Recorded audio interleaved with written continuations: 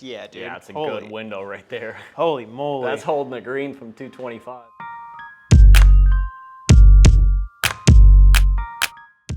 Hello and welcome. As always, we are here in the Cluboratory at Miles of Golf in Ann Arbor. I'm Luke. I'm joined by one of our expert club fitters, Kevin Karen. Kevin, what's up, man? How we doing today, man? I am very excited to be here today. A little bit of different scenery than our normal videos we're shooting. Normally I'm bundled up in a hoodie and maybe a beanie, but it is 95 degrees, or at least it feels like it in our little oven that we have in here in Michigan. And this time of year, if we're filming for product reviews this time of year, it's usually for one company, and that's why we're here today. It's Titleist. We're looking at the brand new line of T-Series irons from Titleist, a flagship of theirs. For the better part of the last 6-7 years, we've seen this T-Series moniker. It's changed slightly year to year in terms of what ones they've had in line. T100 has been there since the start, right? Mm-hmm. But in recent years, we've seen the introduction of T150, and then a branding change into the T250 and T350 that we see here today. T250 being the newest branding change from last year. On a whole, a lot of similarities, a lot of differences from what we've seen in years past. When just looking at it as a whole, one big thing we want to touch on right off the bat, something we see in each of these heads is the new groove technology that they're bringing to us this year, where when it comes to irons, we say it so often, it's not how far you hit it, it's how often you hit that distance. The number one thing besides club head speed, obviously that's going to help dictate how far you're hitting the ball, is the amount of spin that you're putting on the golf ball. Titleist knows that, tour players knew that and wanted a little bit more what they call spin integrity in their clubs. So that's where we see this, what they call kind of graduated grooves, where towards the bottom of the club face, we have more squared off grooves, not the square grooves of wool. You're not going to be spinning this 65 yards off of green. And then as it moves to the top of the club, they get more what they called like triangular. Yeah, it's more of a V shape on that top half. Yeah, V shape. That's where. Did I call it an arrow shape or did I say V shape? You said triangle. Triangle V, yeah. Tomato, potato, whatever you want to call it. But that's, again, as a whole throughout the line, that's one of like the kind of, again, across the board changes.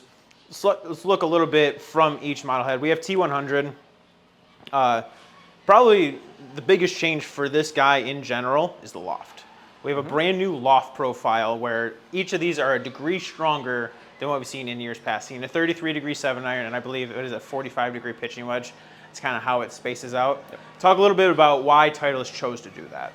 Yeah, so as most people know, like, this is a really popular iron on tour. So tour players do like, at least on PGA Tour, they tend to weaken lofts. So say, for example, they want to add a little bounce. They're going to make that 45. They can weaken it back to their traditional 46 and still get that turf interaction, that launch window, and that spin that they do like, and also feel. Yep. But LPGA, it's still very popular because they still like that same profile, similar top line thickness, length of the blade, height of the face, all the little things that really good golfers are very picky about. And they tend to go a little strong. So T100S is still, an older T150 model. That's still very popular on LPGA. Yep. They like that 2 degrees stronger loft. So we have that, and then we strengthen it 1 degree for LPGA. Then you lose bounce. They tend to be a little bit shallower. PGA tends to be a little bit steeper. So turf interaction and bounce is a lot better for both of those with that bend. Yep. It's really, T100 is the most popular iron played on tour in some semblance on both LPGA and the PGA Tour. So it makes sense that they're going to take a little bit of that tour inspiration into this to say, hey, they don't want anybody on any tour to compromise. They're like, oh, I like the T100 profile, but I want T150 loft, or vice versa, where, hey, the LPGA players are getting the loft profile they want with the bounce profile, and then into the PGA Tour where, hey, they're just going to still weaken it back to their normal lofts and add them more bounce, which is one of the main feedbacks they had with prior generation T100. Mm-hmm.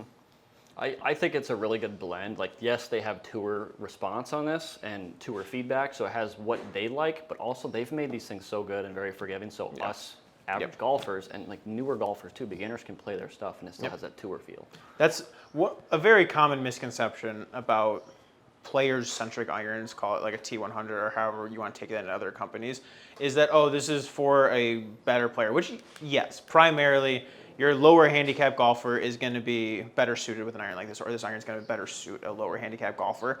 But there is still a decent amount of mass behind this face. This is not a muscle back by any means. This isn't this isn't their 620 MB.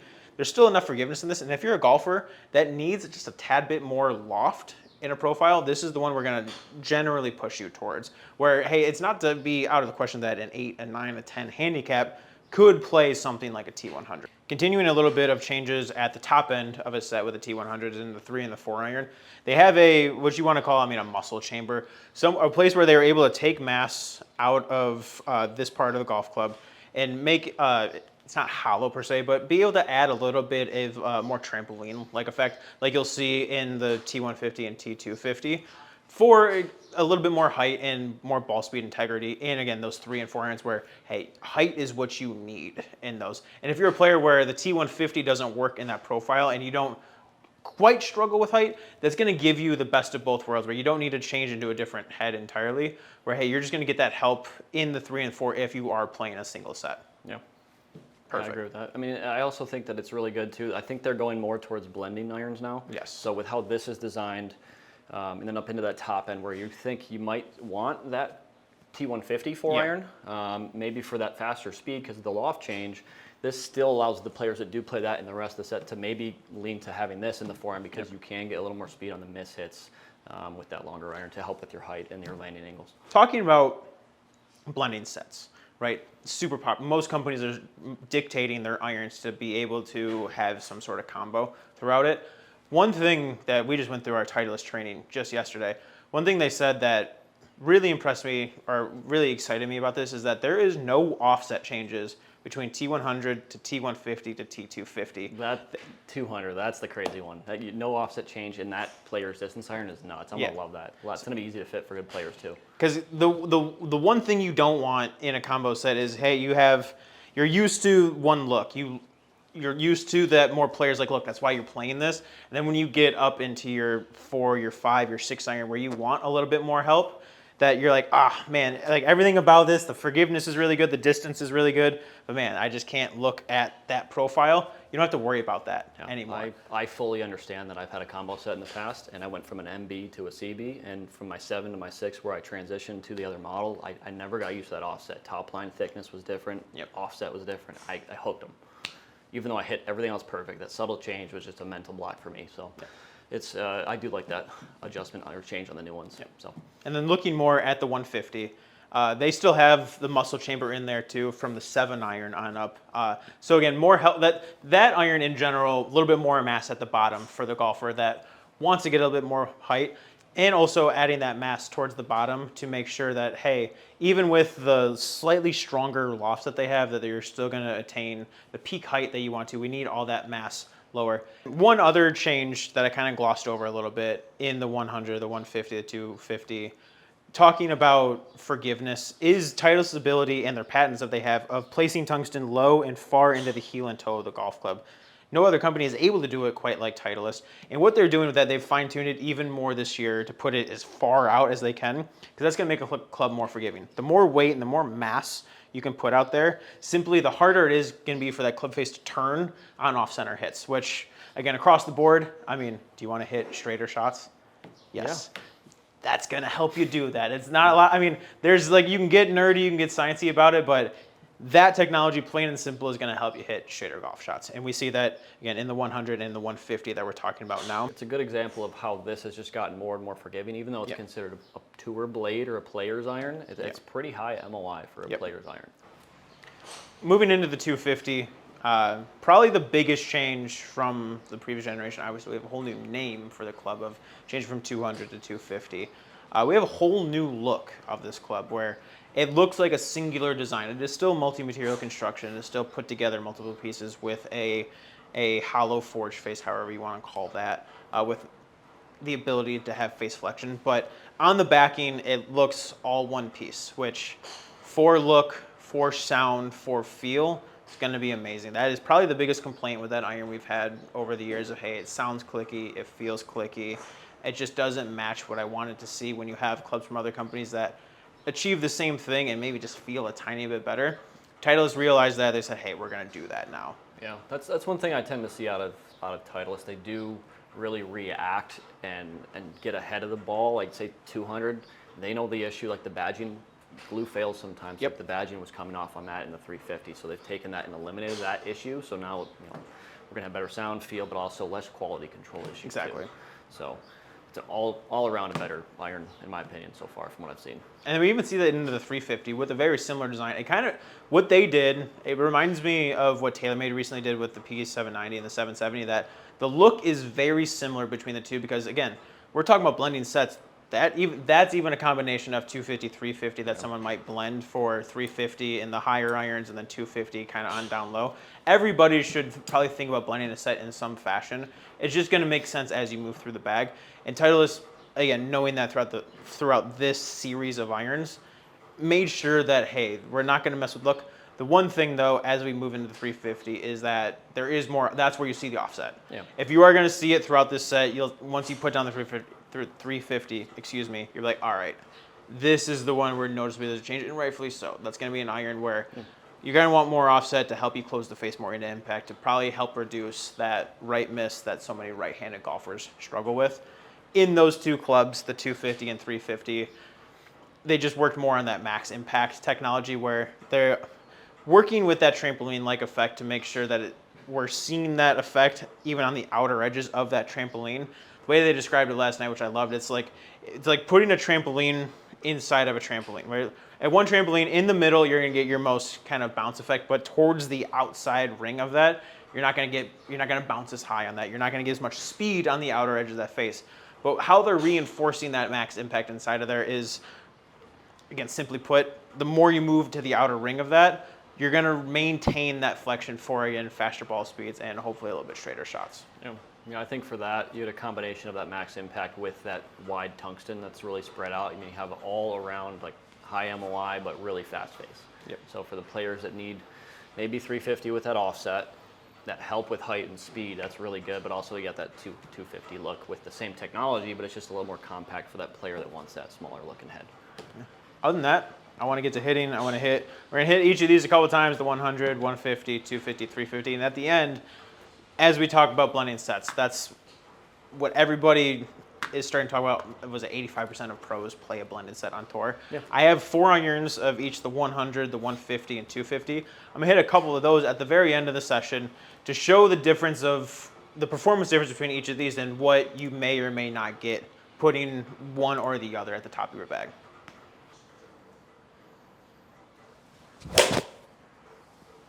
Just a slight tug. I'm not going to be mad with that on the golf course. We're hitting greens with that. Maybe edge of the green. Efficient. I got 120, 0.5. That's nice. nice. About 80 to 88. What was the carry on that? 167. Money. What was the spin? Just over 6,300. That's money. Because I hit that slightly chunky, slightly Maybe closed. high. That's that spin integrity going to work for me.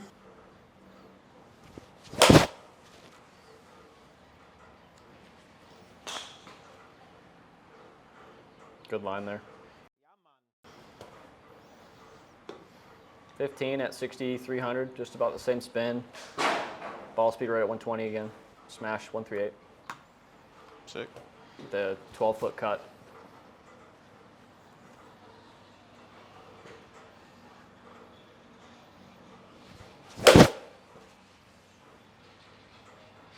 A little more launch on that one. Yeah. I like that window. Body's loosening up as the swings go. Launch up to 17 and a half and spin rate just over 6450. Carried 168. Perfect. You got 3 in a row now, 167.7, 168.4, 168.0.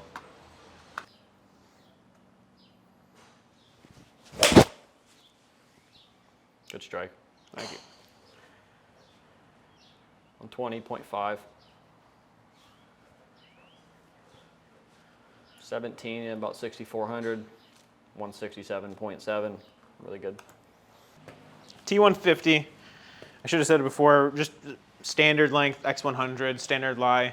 I play a 1/4 inch over standard. We didn't have that fitting shaft in here right at the moment. So I'm just playing standard. I'm used to that, standard lie. Setting it down looks exactly the same as the iron I played before, which is exactly what you want with this guy.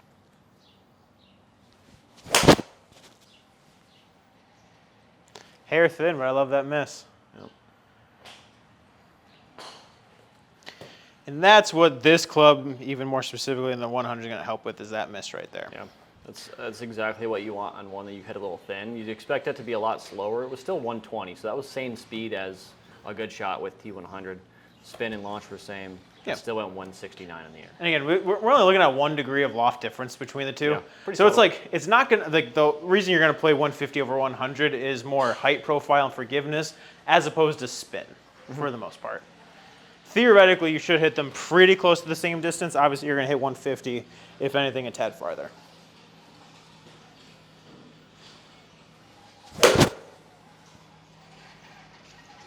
There it is. I hated that swing. Chunky. Still probably going to find the left side of a green. Yeah, caught it a little heavy, so you caught that a touch high on the face. So our launch didn't really change. Speed was still 120, and that spun about 1,000 less. Went actually farther. Yeah. You gained like 3 yards, but nothing significant. That's what we want. Landed a little shallower, so you'll see some roll on that one.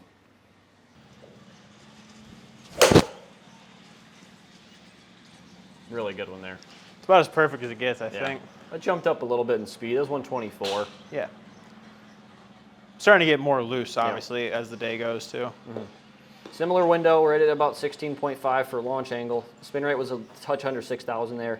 But you still got about 99 feet in the air and landed at 48. So I can't ask for much better than that. That's pretty good with your patented 6-foot cut.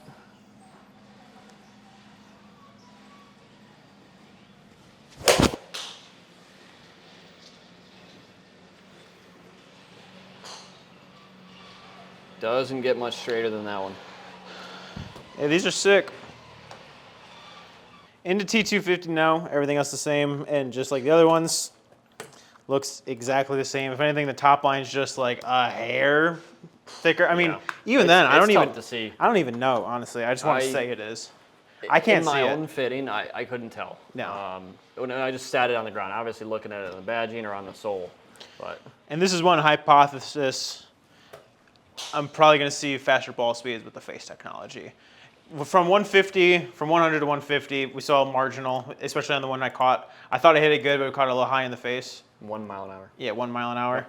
So this, if anything, is just going to potentially jump a little bit quicker.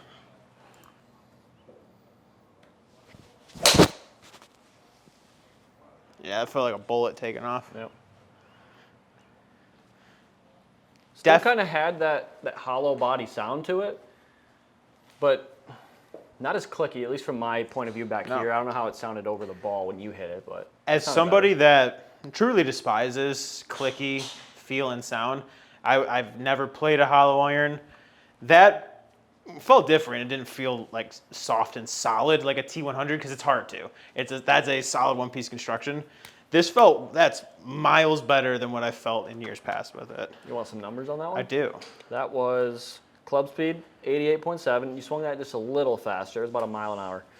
Ball speed, 127. Smash, 143. Yeah. Launch, same window, 16. Spin rate, lower like I expect, but 5,400. Yeah. Carried 183 and 100 feet high. So even if it's a little low in spin, I mean, that's okay because we're still landing at about 48 degrees. Yeah. That's decent landing angles. Obviously, really firm greens that might not hold the best, but that's enough spin and enough landing angle to still play decent golf with. And one thing we forgot to mention at the start, I'm going to say this now in the middle of this, that spin, obviously not good for me.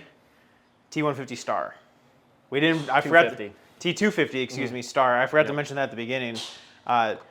It's a model of this head that is 5 degrees weaker, 4 degrees weaker than what this head is, obviously. Coming in at I think it's 35 degree 7 iron and a 47 degree pitching wedge.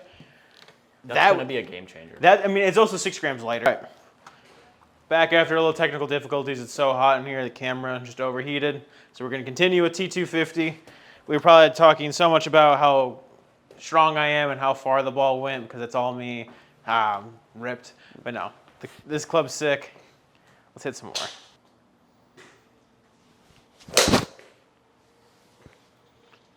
Yeah, that is worlds better. How did that feel? So good. For what it is, that was awesome. That is pretty good, man. That's super consistent. That one came off just a little lower. You lost about 10 feet of height, but carried to just shy of 180. Yeah. It's 94 feet high still. Again, I have to get warm. And spun at 5,400. I gotta get warmed back up again. There's the height. I just had to actually swing. So that right there looked like it was a little late. And by late, I mean, this is like face was slightly open and that wanted to leak way more right. And that held that line really well. It's like a 20-foot cut there. That went 179. You hit that really clean. Ball speed, launch spin, everything's very similar here. So we're not actually seeing that much fluctuation, which I normally expect to see on a faster player hitting these types of irons. This is awesome.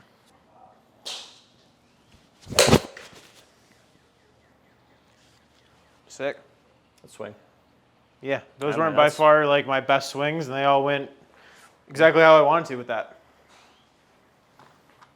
Our final contestant of just the 7 irons of 350. And like we said, I can definitely see the offset, a little bit thicker top line, but truthfully, in the grand scheme, like it is not a lot of offset. Like this is far from offensive, is what I always like to say when looking at not super game improvement, but definitely game improvement.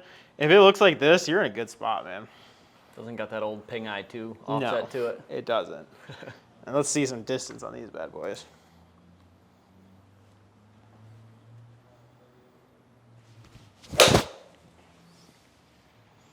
Yeah, that takes off like a rocket ship, man. Gained about 3 miles an hour. Launch window right at 16, so same window off the face. Okay. Spin rate still hovered just shy of what we were with T250. It was 5,300, just shy of that. Carried 186. Sick. Yeah. And same as everything else, really good design here to help launch and height. That was 98 feet high and still landed at 47 degrees. That's money.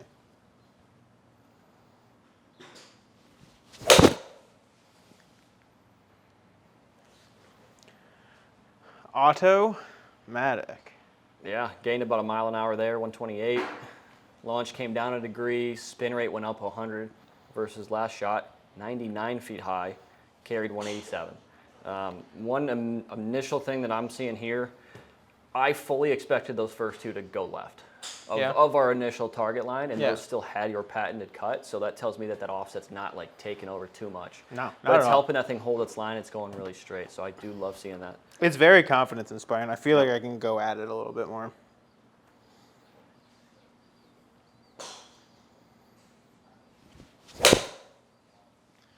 That was like kind of low heel. Dude, we might get you into like a 4-iron with this. Get you a combo set. It feels so good. Like, truthfully, no hyperbole. This feels so much better than any other like 350, 250, whatever old Titleist game improvement irons. And they did it with this.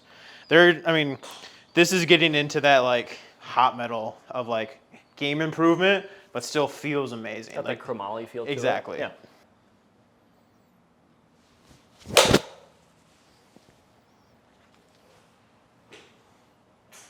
Good strike. Yeah, man. It does what they say it will do. I love that.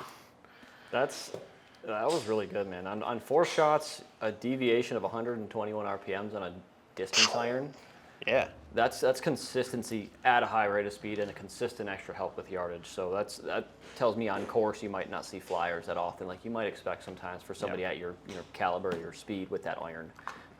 Really good. Awesome. That's awesome. Cool. I want to do the long iron testing now a little bit. I'm not going to hit as many with each of these because I just kind of want to see what a good one does on each one. Might hit 2. But the whole purpose of this is height for the most part. Obviously a little bit of spin, but mainly height. We're going to see what a 100 does to a 250, does to a 350. Or excuse me, 100 to 150 to 250. Just to show, hey, this is what you would get with moving to this club at that part of the bag.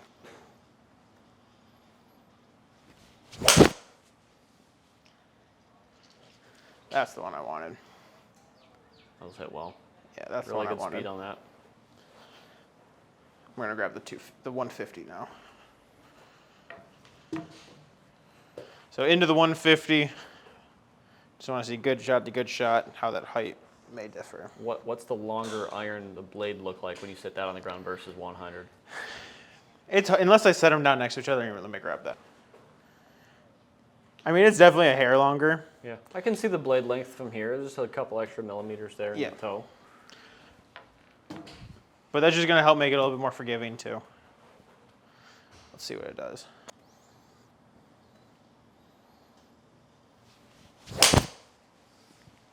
Yeah, there you go. There it Good is. strike. There it is. A little faster too.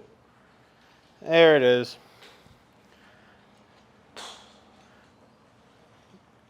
Up 220 carry. There we go.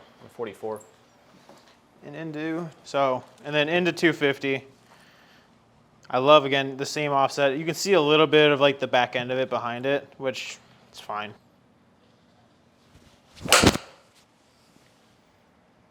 Yeah. Yeah, I might put one of these at the top of the bag because I missed that a hair. Yeah. And that easily got 100 feet Speed in was the air. down a little bit versus the 150, but still 142.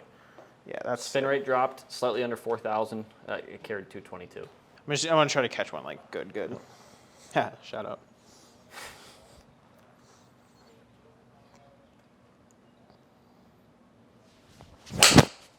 Yeah, dude. Yeah, it's a good window right there. Holy moly. That's holding the green from 225. Holy moly.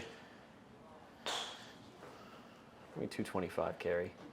23.1. 115 feet up in the sky though.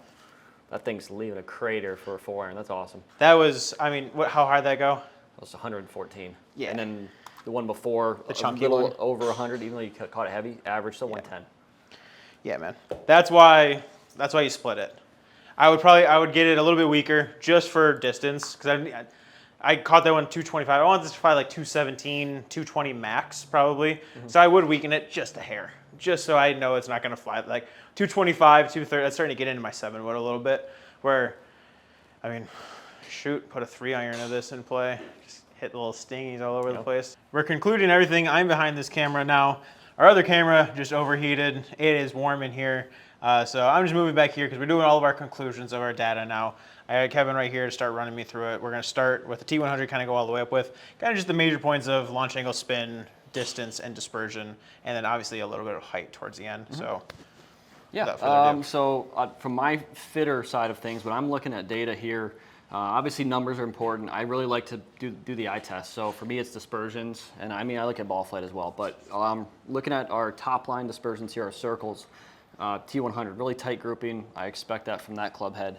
It's got the most consistency for spin, launch, speed, all those little things. And I'm just going to do this as well just to like show it from 1 to 1. Mm-hmm. Like, so there's the grouping of the T100. Obviously very, very tight. Yeah. And then, so one thing I like to do in a lot of my max fittings where we're really going into data here other than just, averages, I like to really look at deviations here. So like I said, really consistent on the head. Our spin rate is plus or minus 70 RPMs on 4 shots. It's a small sample size, but that's very good. So that tells me you're hitting this on the number every time, and that's why our deviation in carry is 0.3. So this is point, aim, and shoot. Perfect. Pretty simple right there. Good height, 95 feet. Landing angle is almost 50. Really close to our tour numbers that we're trying to fit for players, at that similar speed. Yep. You want these ballistics so that you can play the right way. Truthfully, if anything with this, the only thing I would want out of this for my set is to see that spin rate just a touch higher. I like to see like 65 to 67 with my 7. Almost like, I mean, I would love to see it at 7. I mean, for that window of how I want my launch to be. But again, this iron is at 33 degrees. I play a 35 degree 7-iron. So that is where we're gonna see the difference in this spin, where I would most likely, if I ordered this, I would probably get it just a touch weaker for the bounce perspective on turf with my attack angle, and just to get that spin in that exact spot where I want it to. Yeah. And a couple degrees of bending should probably give you a couple hundred RPM to spin, yep. So maybe 500. Exactly. Going to T150, pretty straightforward. It should be a little faster because of our 1 degree of change. We gained about a mile an hour. Our spin rate dropped, launch window fairly the same. Carry distance did go up. We do see a wider dispersion, which is kind of to be expected with everything as spin goes down and speed goes up. We might see more deviation sideways. Yep. Up, down, left, and right. The dispersion should get a little wider, but still pretty good. That's hitting most greens. That's very accurate, very playable. You shouldn't have any issue playing golf on the course with that. And one thing I want to say with the 152, just like my experience when I was hitting it, I hit the 150 really, I hit the 100 really well. Like that was just kind of like that was like 5 shots and we deleted one of them where that profile, everything about that fit me, so it was easy for me to square it up. The 150, just in terms of the mass behind it, isn't a profile I'm used to in terms of squaring it up. So like we just left these 4 in here. Like the one that went a little bit far, the one that went a little bit left. The dispersion's not as tight, but with the kind of the swings I put into it, with how tight that dispersion is, I love to see that because again, those weren't my 4 best swings that I put into this. We kept them because that's what 150 is supposed to do. It's supposed to keep that dispersion just a little bit tighter for you. That's exactly why I've been playing T150s for the previous 2 years since they came out with that, because I don't practice the most, so centerness of contact is off, so I love that consistency for me, and it also goes higher, so I can hit my long irons higher too. Getting into 250, this honestly is my favorite one. Seeing you hit this and seeing it do what it did, that tells me that I'm gonna have a really easy time fitting this for one, the player that likes the player's distance, that still needs some forgiveness, but also the faster players where we can do that, like we've talked about, blending for sets. So like this in a 6-iron, a 5 and a 4 maybe, and then maybe into a utility iron for off the tee or just into the par 5s for the faster guys, should be awesome. And it's gonna still have really good consistency and spin. And I mean, 48 RPMs of deviation on spin for a player's distance hollow body is unheard of. The ball speed being plus or minus 1.5 too is... Yes, a lot of good data points here and really small deviations. So on course, you're gonna have no issue guessing how far it goes. You're gonna know how far it goes. Exactly. Unless obviously you lie the pixel flyer or something like that. T350 was awesome too. I keep saying this on every one. I love this. Everything about this was awesome. Seeing you hit it, I expected this to have a lot more left because of the offset. So it still cut for you with your delivery. So it did what your swing should produce, but it didn't jump on you, and it wasn't crazy fast off the face. Yes, it was faster. That's just physics. There's loft change. And you got somewhat loose, so you were swinging slightly faster as we got deeper into you hitting balls. So we gained a lot of speed here, but still it was playable ball flight. I mean, we got 100 feet high, almost 96. We landed at 46. That's really good. I want 45 in all my fittings, or shoot for that at least. I'd prefer 50 for faster players, so you can hold greens from distance with speed and on firm greens. But all of these data points is really good, and for an iron that's designed just to go that way, in theory, seeing it still play in a way like a player's iron is awesome. That's really good. And even getting there, this was towards the end of the session of like my hitting, where again, it's warm and I was tired. Some of these, my miss is to get behind it and just kind of lay the club open. That happened on those 3 shots where again, one of them was hit like more middled, but seeing it only curve, what is that? 10 yards, 13 yards to the right. 6 feet. Yep. Yeah, seeing that only curve that much on a shot where it should have been 90 feet, right? Face was open 4 degrees at impact on those, so that should have a little bit of cut to it, and stay unless you hit it off the toe, but that still is a really playable cut. And then now into my favorite part. I want to see what these long irons did. Yeah. So T100, we got 1 on that and then 2 on the other 2, the 150 and the 250. For T100 4-iron, speed where I expect it to be for that blade with that loft at your speed. I mean, 215 in the air, spin rate at about 4K, so 1,000 times that number on the head is a really good reference point. When I'm fitting, I want consistent heights on everything, whether it's your pitching wedge, your 7, or your 4-iron. 100 feet is a really good number for anybody at your speeds or just in general for perfect ball flight. So we can get good landing angles, and seeing that go up to 100 feet in the air, really good for a 4-iron. So that's exactly why they did that change with that channel on the 4 and the 3-irons. So when we're hitting those long irons, not everybody has an easy time getting those up. It's faster, it might launch higher for you, so it really helps us hit at that height. And then same thing like everything else with that, your curve, your landing angle, your ball speed, everything was very good on that, as it should. It's a really good iron, and you hit it solid. T150 should be a little faster, same as in the 7-irons. We gained a couple miles an hour. We gained 3 yards of carry on those 2 shots on that grouping. Still at 96 feet, so right there at about 100 with a small deviation. Still got your patented cut. Spin rate a little over 4,000. And that first shot I hit, the one that's more left, that I guess, more center shot. That was chunky. That's why I hit the second one to see the height. So delete or even just ignore that one. So ignore that one for me, and let's see what height was on the other one. 89. 103. So Oh, 103. sorry, I didn't Yeah. reflect it. Yeah, 103. And that's, again, that was the good strike, and what I expect to see again, a little bit higher in general. And that's just gonna be more forgiving, and that's why we kept the first one in to show, like, hey, on a chunk shot, one that I did not hit is what I would consider well. Or I just not the typical shot I would see. Still went exactly what I wanted. You only to. lost 2 miles an hour awesome. ball speed. Very good. So that's another example of that channel on that longer iron helping maintain the flexion on the face, that kind of rebound or trampoline effect. So you, on mishits with a high MOI with a spread out weight, you're going to maintain distance, height, speed, even when we don't hit it good. That's why I love hitting my long irons with those 150s that I have now. And I'll see that 250. Yeah, nukes, but still spins. Perfect. Really good speed, slightly faster than the T150. 107 feet high. I think you had one that was really high here, like 114, that you tried to go at and just get higher in the air. Yeah. It didn't launch much higher, and it didn't spin much higher. You got an extra 2 miles an hour, and it went a yard or two farther. Yep. So even for that hot face, I'm gonna air quote that one, that has more flexion and a little bit faster speed and a lower spin because of the loft, it still did everything that you wanted to in that club. Yeah, I couldn't have hit that more middle on that, and seeing it go 223. Again, that's just like a touch longer than I want it to. If like I want it to be 217 to 220 for my 4-iron.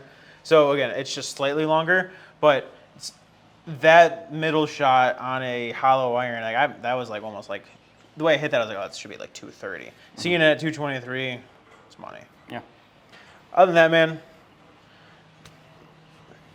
speechless. They did awesome. I don't like, it's like the more I keep saying it, like we're just gonna be saying the same things over and over.